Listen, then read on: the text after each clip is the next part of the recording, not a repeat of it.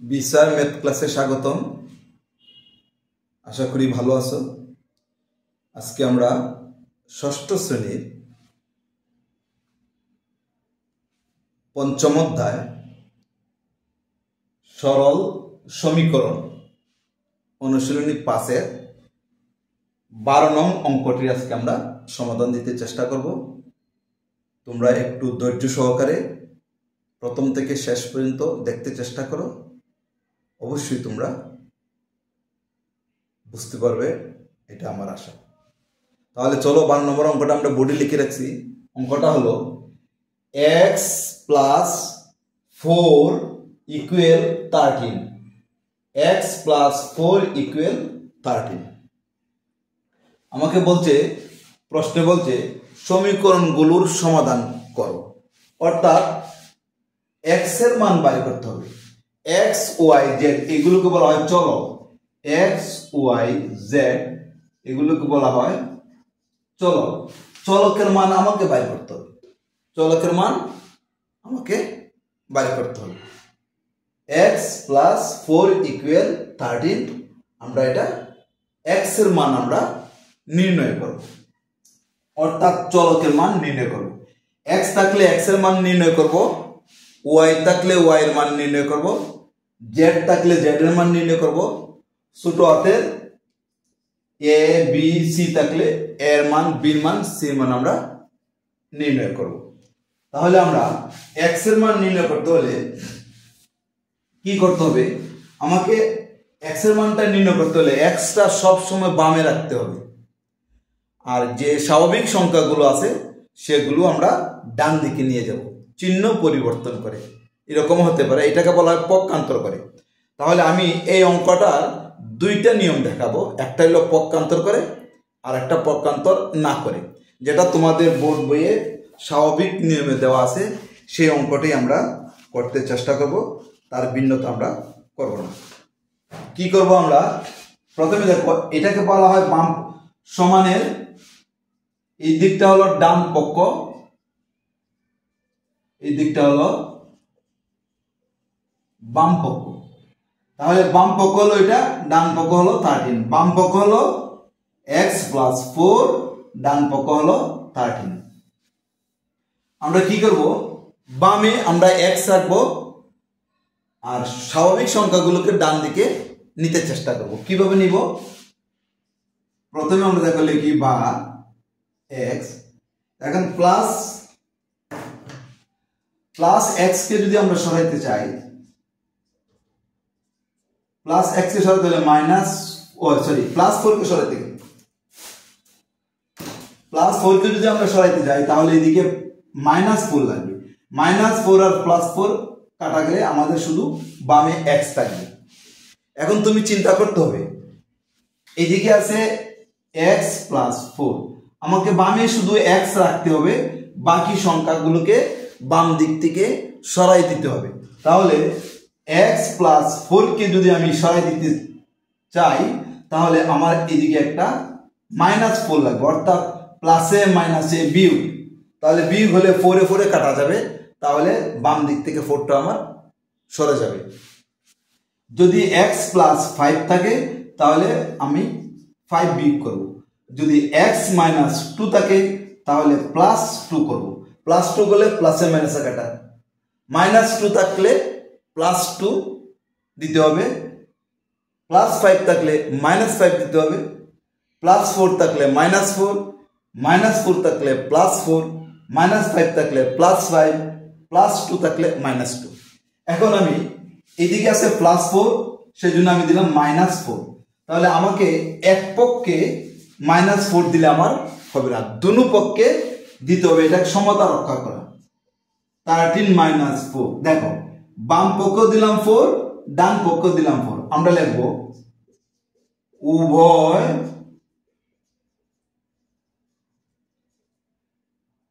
উভয় পক্ষে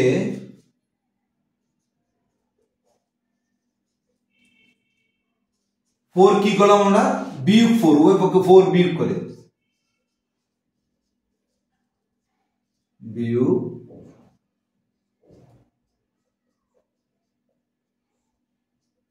উভয় পক্ষে 4 বিয়োগ করে, উভয় পক্ষে আমরা কি করলাম 4 বিয়োগ করলাম। তাহলে আমরা কি করলাম উভয় পক্ষে 4 বিয়োগ করে, এটাকেও বলা হয় বর্জন বিধি। অর্থাৎ আমরা -4 বিয়োগ করলাম, -4 বিয়োগও করতে পারি যোগও করতে পারি, সেটাকে বলা হয় যোগের বা বিয়োগের বর্জন বিধি। এখন আমরা যদি -4 বাম দিকেও দিলাম ডান দিকে দিলাম, উভয় পক্ষে যেহেতু -4 দিছি, বাম দিকে এবং ডান দিকের মানের কোনো পরিবর্তন হবে না, কারণ বাম দিকেও 4 দিলাম ডান দিকেও -4 দিলাম। অর্থাৎ মনে করো তোমার কাছে আছে 10 টাকা, আরেকজনের কাছে আছে মনে করো 10 টাকা, তাহলে 10 10 সমান।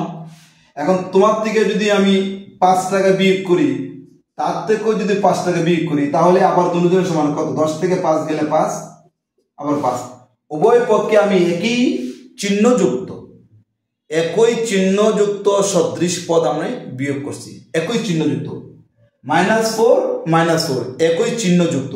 এটা কিন্তু প্লাস হলে এটা মাইনাস হবে না, এটা প্লাস হলে এটাও প্লাস হবে, এটা মাইনাস হলে এটাও মাইনাস হবে। অর্থাৎ বাম পক্ষ এবং ডান পক্ষ উভয় পক্ষে একই চিহ্নযুক্ত, মানে এটাও মাইনাস এটাও মাইনাস, একই চিহ্নযুক্ত আমি সংখ্যা বসাইছি, মানে -4 -4 বিয়োগ করছি। অর্থাৎ এটাকে বলা হয় বর্জন বিধি। তাহলে এখানে কেন -4 বসাইলাম? এদিকে আছে +4, +4কে আমার সরাইতে হলে -4 লাগবে, অর্থাৎ প্লাসে মাইনাসে বিয়োগ, 4 থেকে 4 গেলে এইদিকে আর সংখ্যা থাকবে না। আমাকে বাম দিকটা চিন্তা করতে হবে, বাম দিক থেকে আমি সাইডটা মানে 4টাকে কিভাবে সরাবো। এইদিকে যদি -4 হতো তাহলে আমি উভয় পক্ষে +4 দিতাম, বাম দিকে যা দিবা ডান দিকেও তা দিতে হবে। সদৃশ পদ, একই চিহ্নযুক্ত সদৃশ পদ দুনো পক্ষে দিলে মানের কোনো পরিবর্তন হবে না, পরস্পর সমানই থাকবে। যেমন আমি বললাম 10 = 10, তাহলে এই 10 থেকে যদি -5 বিয়োগ করি, বাম দিক থেকে বিয়োগ করলাম, ডান দিক থেকে বিয়োগ করতে হবে, এটাও -5 এটাও -5, বিয়োগ করলে দেখো 5 হবে। আবার কিন্তু তাদের মান কিন্তু সমান, দুজনেই সমান হবে, কম বেশি হবে না, এদিকে কম এদিকে বেশি, এদিকে কম এদিকে বেশি হবে না। সেজন্য উভয় পক্ষে এই দিকটা হলো কি হলো না, এই দিকটা কি হলো তোমার চিন্তা করার দরকার নাই, তুমি চিন্তা করবে +4টা আমি কিভাবে সরাবো। তাহলে +4টা সরাতে হলে -4 লাগবে, সেজন্য বাম দিকেও -4 ডান দিকেও -4 আমি দিলাম। বা x +4 আর -4 আমরা জানি যোগ বিয়োগ জানি, প্লাসে মাইনাসে বিয়োগ, 4 থেকে 4 গেলে আর কিছু টাকা, তাহলে এটা বাদ। 13 থেকে 4 গেলে কত হয়? 9। আমার কিন্তু বলছে যে বইয়ের সমাধান নির্ণয় করো, বইয়ে কি বলছে 5 পৃষ্ঠা 100 আছে, নিচের সমীকরণগুলোর সমাধান নির্ণয় করো। তাহলে আমরা লিখবো নির্ণয় সমাধান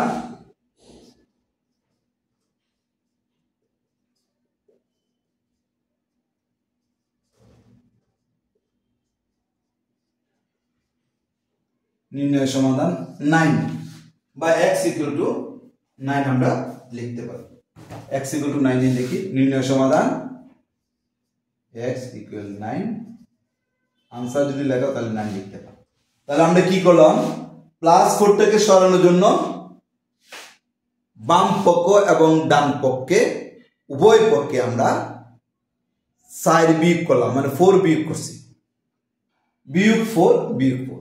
তুমি আবার এই জায়গায় -4 বিয়োগ করে এই কথা কিন্তু লিখবে না, 4 বিয়োগ করে, এটা না লিখলে নাই, এটা লেখার খুব বেশি প্রয়োজন নাই, তোমাদের বোঝানোর জন্য এই কথাটা লিখছি, এটা তুমি না লিখলেও হবে। -4 -4 এটা লিখতে যায় যদি অনেকে লিখে ফেলে উভয় পক্ষে -4 বিয়োগ করে, তাহলে কিন্তু অঙ্কটা তোমার ভুল হয়ে যাবে। -4 বিয়োগ করলে হবে +4 -4 এরকম হবে। সেজন্য আমরা কিন্তু -4 বিয়োগ করেছি না, আমরা শুধু 4 বিয়োগ করছি, -4 বিয়োগ 4 কেন করলাম, এদিকে +4 আছে সেজন্য -4 দিছি। আমাকে মুখ্য উদ্দেশ্য হলো বাম দিকে আমাকে x রাখতে হবে, আর স্বাভাবিক সংখ্যাগুলো কেটে ফেলতে হবে, অর্থাৎ বাদ দিতে হবে, বিয়োগ করতে হবে, এগুলো বাদ দিয়ে শুধু বাম দিকে আমার x থাকবে। দেখো +4 -4 প্লাসে মাইনাসে কাটা শুধু x থাকে। 13 থেকে 4 গেলে 9, তাহলে x = 9। নির্ণয় সমাধান x = 9। এটা হলো আমাদের आंसर। এটা হলো আমাদের একটা পদ্ধতি, মানে মেইন পদ্ধতি। এরপর আছে আমরা পক্ষান্তর করে আমরা এটা আবার আরেকটা নিয়ম দেখাচ্ছি। এটার চেয়ে এটা একটু ছোট। তোমার যে অঙ্কটা বা যে নিয়মটা তোমার পছন্দ হয় বা যে নিয়মটা তোমার বুঝতে সুবিধা হবে, যে অঙ্কটা তুমি মনে রাখতে পারবে, সেই অঙ্কটি তুমি করবে। যে কোনো একটি পদ্ধতি অবলম্বন করলেই হবে। তাহলে চলো আমরা ওই নিয়মটা দেখি। তাহলে দেখো, আমরা পক্ষান্তর বিধিতে আমরা এটা লিখেছি বিকল্প নিয়মে আমরা করব। x + 4 = 13। এর আগের অঙ্কটা আমরা কি করছি, উভয় পক্ষে 4 বিয়োগ করছি। এটাকে বলা হয় বর্জন বিধি, যোগ এবং বিয়োগের বর্জন বিধি। এখন আমরা যে পদ্ধতিটা করব সেটাকে বলা হয়, এটা একটা সমীকরণ। কোন সমীকরণের, তোমরা এটা লিখে রাখিও খাতায়, কোন সমীকরণের যে কোনো পদকে, এটা একটা পদ, এটা একটা পদ, এটা একটা পদ, পদকে এক পক্ষ থেকে চিহ্ন পরিবর্তন করে অপর পক্ষে স্থানান্তর করা যায়। কোন সমীকরণের যে কোনো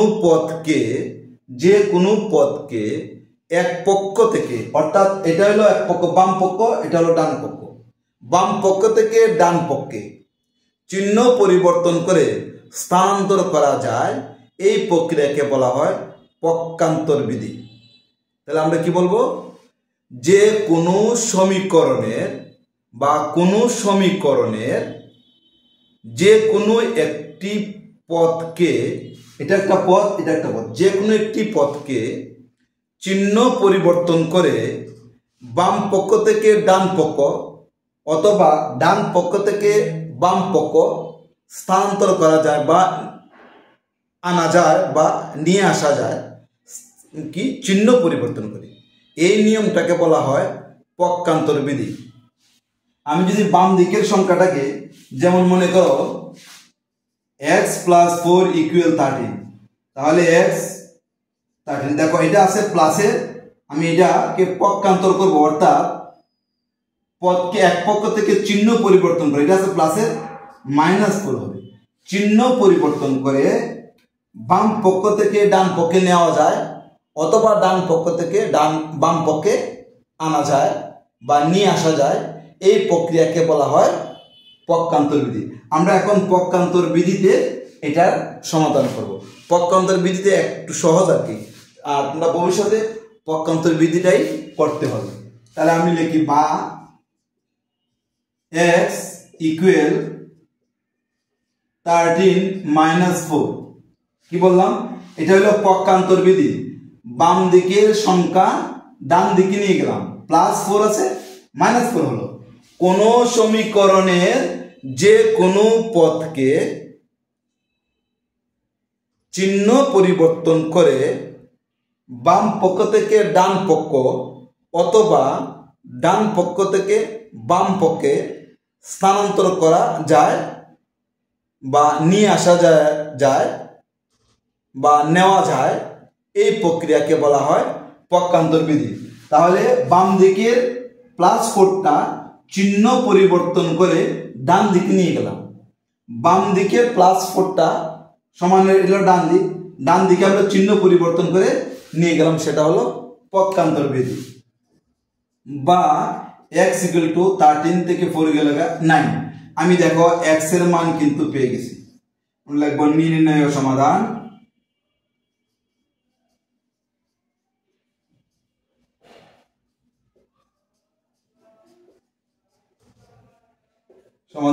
x = 9, এটা হলো আমাদের आंसर।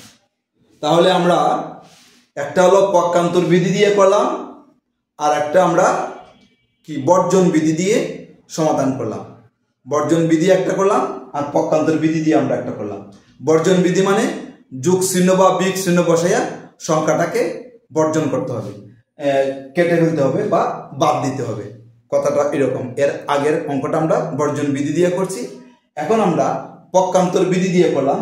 আমার মনে হয় তোমরা দুটোটাই হয়তো বুঝতে পারছো, তারপরেও যে নিয়মটা একেবারে সহজ বা তুমি সহসাই মনে রাখতে পারবে সেই নিয়মটাই করো। তোমার কাছে যেটা সহজ লাগে সেই অঙ্কটি তুমি করতে চেষ্টা করবে। তাহলে আমাদের পক্ষান্তর বিধি আর বর্জন বিধি দিয়ে আমরা 12 নং প্রশ্নের সমাধান করলাম। আশা করি তুমি বুঝতে পারছো। আজকের মতো এখানেই, অন্য কোনো দিন আমরা নেক্সট অঙ্কগুলো নিয়ে আসবো। সেই পর্যন্ত তুমি সুস্থ এবং ভালো থাকবে।